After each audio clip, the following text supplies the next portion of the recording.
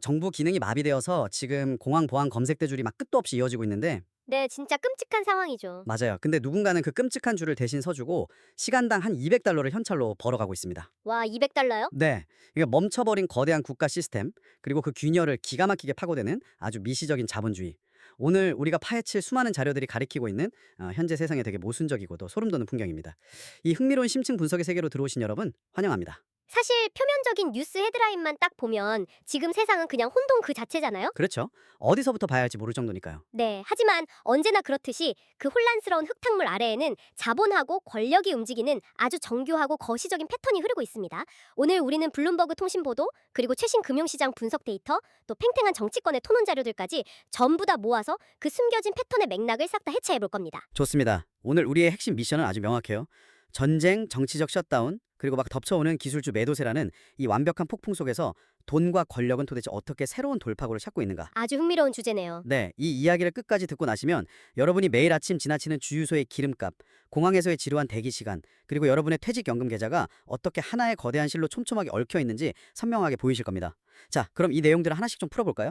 네, 가장 먼저 지정학적 지진의 진원지죠. 중동으로 한번 가보겠습니다. 이란 전쟁이 벌써 2달째로 접어들었거든요. 자료를 보면 지금 백악관에서 나오는 메시지들이 약간 앞뒤가 전혀 안 맞는 것처럼 보이지 않나요? 어떤 면에서요? 한편으로는 트럼프 대통령이 이란의 새롭고 더 이성적인 정권과 외교적 협상을 아주 잘 진행 중이다 이렇게 말을 하잖아요. 네, 그렇게 발표를 했었죠. 근데 또 동시에 호르무즈 해협이 다시 열리지 않으면 카르그 섬의 석유시설, 발전소, 심지어 담소화 시설까지 완전히 지도에서 지워버리겠다고 위협하고 있거든요. 아니 담소화 시설을 파괴하겠다는 건 식수 공급을 아예 끊어버리겠다는 되게 극단적인 경고인데 그렇죠. 생존과 직결된 문제니까요. 그러니까요. 외교적 타협을 말하면서 동시에 괴멸적인 타격을 이야기하다니 이게 너무 모순적이지 않습니까?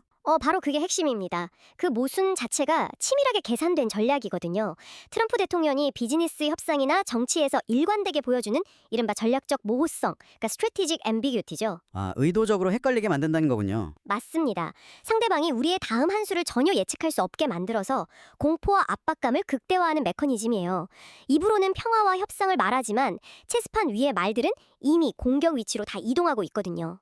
군사적인 움직임이 뒷받침되고 있다는 말씀이시죠? 네, 지금 미 해병대 원정대, 82 공수사단, 그리고 새로운 항공모함 전단까지 중동에 싹 다 집결하고 있는 구체적인 군사적 움직임이 그걸 증명하고 있죠. 야, 이런 일촉즉발의 상황이다 보니까 워싱턴 내부에서도 충돌이 엄청나더라고요. 자료를 보면 양당의 시각이 완전히 쪼개져 있습니다. 여기서 잠깐 청취자 여러분께 명확히 짚고 넘어갈 부분이 있네요. 네, 아주 중요한 부분이죠. 지금부터 우리가 다룰 정치권의 이 팽팽한 주장들은 원자료에 담긴 양측의 정치적 주장을 있는 그대로 전달하고 해부하기 위한 것일 뿐입니다.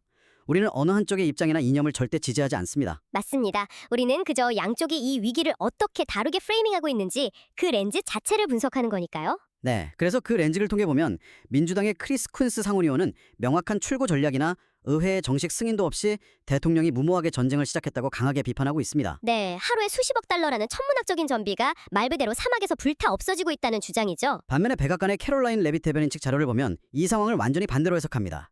오히려 민주당이 정치적 목적을 위해서 국가 안보를 인질로 잡고 발목을 잡고 있다고 아주 강하게 비난하고 있죠. 워싱턴의 정치가 이렇게 팽팽하게 맞서면서 마비된 사이 사실 가장 먼저 비명을 지른 건 역시 시장이었습니다. 유가 말하시는 거죠? WTI 원유가 배럴당 $100를 뚫었고 브렌트유는 무려 $112를 찍었잖아요. 아니 근데 이거 약간 1970년대 오일 쇼크나 스태그플레이션 때로 돌아가는 거 아닌가요? 다들 그렇게 걱정하시죠? 그때처럼 경제가 완전히 마비되고 물가는 미친 듯이 뛰는 그런 끔찍한 상황이 오는 건 아닐까 겁이 나거든요. 그런데 여기서 데니스 치점의 흥미로운 데이터 분석이 눈에 띕니다. 유가가 이렇게 치솟으면 당연히 경제 숨통이 끊어질 거라고 지레 겁을 먹게 되잖아요. 근데 그녀의 분석은 그렇지 않을 확률이 높다고 말합니다. 왜요? 유가가 $100가 넘었는데 타격이 적을 수 있다고요? 네, 과거와 달리 현재 미국 경제의 석유 의존도, 즉 오일 인텐시티가 근본적으로 달라졌기 때문입니다. 경제 성장을 만들어내는데 기름이 덜 들어간다는 뜻인가요? 정확합니다. 경제 성장을 일정 수준 이뤄내는데 에너지가 물리적으로 얼마나 투입되어야 하는지를 보여주는 지표인데 이게 아주 극적으로 낮아졌어요. 치점의 데이터를 보니까 확실히 비유가 떠오르더라고요. 약간 1970년대나 80년대 미국 경제는 기름을 어마어마하게 들이마시는 아주 무거운 팔기통 엔진의 픽업 트럭 같았잖아요. 그렇죠. 제조업 중심이니까 공장을 돌리려면 물리적인 석유가 절대적으로 필요했죠. 근데 지금은 전력, 소프트웨어, 그리고 서비스업 중심으로 굴러가는 아주 고효율, 하이브리드 엔진으로 경제 체질이 완전히 바뀐 겁니다. 그러니까 옛날 80년대 수준의 경제적 타격을 주려면 지금 유가가 배럴당 무려 $1,000까지는 치솟아야 한다는 계산이 나오는 거더라고요. 와, 완벽한 비유네요. 경제 체질 자체가 하이브리드로 바뀌었기 때문에 유가 상승이 인플레이션을 자극해서 우리 소비자의 지갑을 좀 얇게 만들 수는 있어도 네네. 기업 이익의 펀더멘탈 자체를 파괴하는 거시적인 타격은 우리가 직관적으로 느끼는 공포보다 훨씬 적을 수 있다는 뜻입니다. 기업들은 이미 비용을 가격에 전가할 능력이 있거나 석유 자체에 덜 의존하는 비즈니스 모델을 가지고 있으니까요. 아, 바다 건너의 전쟁발 유가 충격은 이 고효율 하이브리드 경제가 어찌어찌 버텨낸다고 쳐도 문제는 이 불확실성이 우리 일상의 시스템이랑 만날 때입니다. 그렇죠. 국내 상황으로 눈을 돌려봐야죠. 네, 해외 지정학적 위기가 유가에만 영향을 미치는 게 아니라 어떻게 미국 국내 정치적 마비 그리고 우리 일상생활로 직결되는지 한번 연결해 볼까요? 지금 국토안보부 그러니까 DHS의 부분 셧다운이 역대 최장이 43일째 이뤄지고 있습니다. 네, 이 셧다운 사태의 전말을 들여다보면 상황이 얼마나 기형적으로 돌아가는지 알 수 있습니다. 사실 상원에서는 이미 국경 통제 강화랑 이민 세관 집행국, 즉 IC 개혁안을 두고 양당 간의 타협안이 도출되었거든요. 그럼 합의가 된 거면 예산안이 통과되어야 하는 거 아니에요? 정상적인 정치 프로세스라면 당연히 그래야죠. 근데 하원 공화당 내의 강정파들이 이 합의안을 거부하면서 이른바 공화당 내전이 터져버렸습니다. 아, 정당 간의 싸움이 아니라 내부 노선 투쟁 때문이군요. 맞아요. 그 내부 싸움 때문에 국가 안보를 책임지는 핵심 부처의 예산이 완전히 묶여버린 겁니다. 와, 그래서 트럼프 대통령이 행정명령을 발동하는 상황까지 온 거잖아요. 공항 보안을 담당하는 그 교통보안청, TSA 직원들 월급을 어떻게든 줘야 하니까 아예 다른 부처의 예산 항아리에서 돈을 막 끌어와서 임시방편으로 급여를 지급하고 있습니다. 정상적인 국가 시스템이 사실상 멈춰버린 거죠. 네, 근데 여기서부터가 정말 흥미로워지는 부분입니다. 방송을 시작할 때 제가 잠깐 던졌던 그 공항 이야기 있잖아요. 아, 공항에서 돈을 내고 줄을 대신 서게 한다는 그 이야기요? 맞습니다. 정부 시스템은 마비되어 가는데 자본주의는 그 마비된 틈새로 아주 기가 막히게 스며들고 있어요. 자료에 등장하는 에피소드를 보면 TSA 직원이 부족해서 비행기를 놓칠 위기에 처한 사람들이 기꺼이 지갑을 열기 시작했습니다. 와, 수요가 생기니 바로 공급이 따르는군요. 네, 이른바 라인시터, 줄을 대신 서주는 신종 비즈니스가 엄청난 호황을 누리고 있어요. 기본이 시간당 $70고 급박할 때는 최고 $200까지 치솟는다고 합니다. 내가 돈을 낼 테니까 내 대신 그 지옥 같은 줄에서 3시간만 버텨달라는 거죠. 근데네요. 이게 바로 제도가 멈췄을 때 시장이 빈틈을 파고드는 방식이거든요. 이 극단적인 대비를 한번 생각해 보세요. 대비요? 네, 저 멀리 중동에서는 하루에 10억에서 20억 달러라는 엄청난 전비가, 그러니까 엄청난 번웨이트가 아무런 생산성 없이 막 타들어가고 있잖아요. 그렇죠. 진짜 말 그대로 돈이 불타는 거죠. 근데 같은 시간 국내에서는 국가기관의 셧다운으로 행정이 마비되니까 시간당 200달러짜리 초미시적 자본주의가 공항 바닥에서 자생적으로 폭발하고 있는 겁니다. 거대한 시스템이 멈출 때 돈이 어떻게 새로운 길을 찾는지 보여주는 완벽한 축소판이에요. 야, 멈춰버린 시스템의 균열을 파고드는 돈? 그렇다면 시장 전체를 움직이는 거대한 자본, 스마트머니는 지금 이 극도의 불확실성 속에서 도대체 어디로 대피하고 있을까요? 자본시장의 반응으로 좀 확장해보죠. 네, 아주 중요한 질문입니다. 제롬 파월 연준 의장이 최근 발언을 보면 인플레이션이 다시 재점화될까봐 금리 인하에 되게 신중한 관망하는 태도를 취하고 있거든요. 연준은 멈칫하고 시장은 겁에 질렸습니다. 네, ETF 시장의 자금 흐름을 분석해보면 자본의 공포가 수치로 아주 투명하게 나타납니다. 단 1개월 만에 국채 ETF, 특히 SGOV 같은 초단기 국채 상품으로 무려 300억 달러라는 엄청난 돈이 몰려들었어요. 300억 달러요? 와. 네, 이건 이익을 내겠다는 공격적인 투자가 전혀 아니에요. 당장 내일 어떻게 될지 모르니까 이자는 안 받아도 좋으니 원금만이라도 지키겠다는 완벽한 생존 모드로 시장에 들어갔다는 뜻입니다. 아, 300억 달러가 가장 안전한 벙커로 쑥 숨어버렸네요. 그럼 당연히 주식시장, 특히 기술주는 직격탄을 맞았겠는데요? 나스닥 100 지수가 결국 조정장에 진입했다고 막 난리잖아요. 네, 다들 다 팔고 도망쳐라 하면서 아우성이죠. 하지만 이럴 때일수록 이걸 더 큰 그림과 연결해 본다면 구조적인 데이터가 보입니다.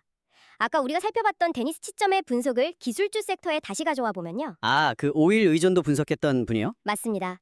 현재 기술주 섹터의 가치평가, 그러니까 밸류에이션이 1960년대 이후 전체 역사에서 하위 3분의 1 수준으로 엄청나게 저렴해졌습니다. 바닥을 쳤다는 거군요. 네, 극단적인 박앤셀 구간이죠. 시점의 데이터에 따르면 역사적으로 기술주가 이렇게 공포 속에서 저렴해졌을 때 1년 후 시장 수익률을 상회할 확률이 무려 70%에 달한다고 강요합니다. 시장이 공포에 질려 있을 때가 오히려 기회라는 거죠. 잠깐만요. 과거 통계가 그렇다는 건 저도 이해하겠고 70%라는 확률도 매력적인데 아니 근데 지금은 상황이 좀 다르지 않나요? 어떻게 다르다고 보시죠? 지금은 인공지능, AI가 코딩부터 모든 걸 다 해치워버리면서 기존 소프트웨어 산업을 완전히 집어삼킬지도 모르는 이른바 사스 아포칼립스 시대잖아요. 패러다임 자체가 붕괴하는 중인데 과거의 역사 교과서를 그대로 믿어도 될까요? 아주 날카롭고 적극적인 반론이네요. 시장의 위기가 닥칠 때마다 사람들은 항상 이번엔 다르다라고 말합니다. 그렇죠. 하지만 역사적 패턴은 놀랍도록 끈질깁니다. 시장이 무언가에 실존적인 공포를 느끼고 투매할 때 그 가격 하락폭은 실제 펀더멘털의 훼손보다 훨씬 더 과장되게 나타나거든요. 2008년 금융위기 때도 그랬고 닷컴 버블 때도 그랬죠. 아, 공포가 가격에 너무 과하게 반영된다. 네, 이를 뒷받침하는 기묘한 데이터의 디테일이 하나 더 있습니다. 이스라엘 기술주들을 모아놓은 ETF가 있거든요. 티커명 ITAQ입니다. 이스라엘 기술주요? 지금 전쟁 중이잖아요. 네, 상식적으로 생각해보면 매일 미사일 위협을 받는 나라의 기술주 가격은 휴지 조각이 되어야 마땅하잖아요. 그런데 놀랍게도 이 아이테크가 지난 3월에 오히려 미국 시장 평균을 이겨버렸습니다. 아웃퍼폼을 한 거죠. 엥? 미사일이 날아다니는데 주가가 올랐다고요? 진짜요? 네, 스마트머니는 눈앞에 떨어지는 폭탄이 아니라 그 폭탄이 치워진 후의 세계를 가격에 미리 반영하기 때문입니다.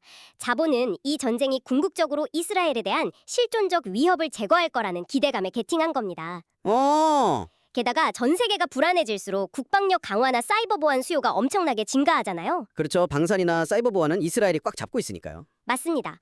대중이 전쟁의 공포에 질려 있을 때 자본은 이미 전후에 방산과 사이버 보안 수요 폭발을 계산하고 사들인 겁니다. 시장의 완벽한 역설이죠. 와, 진짜 소름 돋게 냉혹하네요.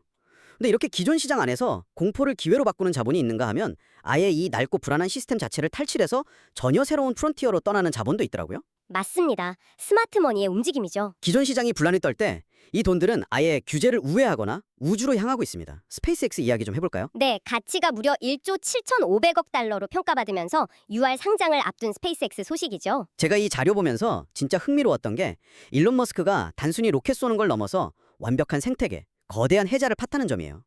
지금 세상 기업들이 다 엔비디아 AI 칩 구하려고 난린데 네, 없어서 못 팔죠. 스페이스X는 엔비디아 칩에 의존하지 않으려고 자체 컴퓨팅 인프라를 구축해버렸어요. 관세 폭탄이나 공급망 붕괴 같은 외부 요인에 흔들리지 않는 자기만의 요새를 우주에 지은 겁니다. 정말 압도적인 행보죠. 거기다 나사가 1970년대 이후 처음으로 달 궤도에 우주 비행사를 보내는 아르테미스2 임무를 준비 중이고 중국이랑 우주 경쟁까지 붙으면서 본격적인 달 경제, 즉 루나 이코노미 시대가 탄생하고 있습니다. 네, 이 스페이스X라는 새로운 프론티어가 얼마나 거대하냐면 룰 메이커들이 스스로 규칙을 바꾸고 있어요.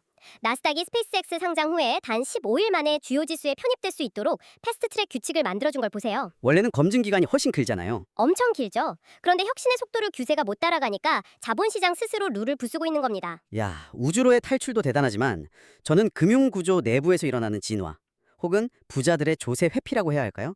이 부분이 진짜 충격적이더라고요. 아, 이 대목에서 정말 중요한 질문을 던지게 되는데요. 네네. 3회 고일조, 즉 섹션 351 익스체인지라는 거 들어보셨나요? 무려 100년이나 된 M&A 세법입니다. 아니 100년 전 법을 끄집어냈다고요? 어떻게 쓰는 건데요? 만약 어떤 부자가 특정 주식을 엄청 가지고 있는데 리스크를 줄이려고 이걸 시장에 팔고 다각화된 ETF로 갈아타려 한다고 해보죠. 그럼 양도소득세 폭탄 맞잖아요. 그쵸? 그런데 이 351조를 이용하면 마법이 일어납니다. 주식을 파는 게 아니라 새롭게 만들어진 ETF 구조 안으로 자신의 주식을 현물 출자하듯 슬쩍 이전시키는 겁니다. 그리고 그 대가로 ETF 지분을 받는 거죠. 와, 잠깐만요. 그럼 세법상으로는 자산을 판 게 아니라 옮긴 거니까 세금을 안 낸다는 건가요? 맞습니다. 세금 없이 합법적으로 포트폴리오를 ETF로 전환하는 기막힌 엑서더스 트렌드입니다. 100년 된 규제의 빈틈을 완벽하게 파고든 거죠. 진짜 똑똑하네요. 근데 혁신이 여기서 끝이 아니더라고요.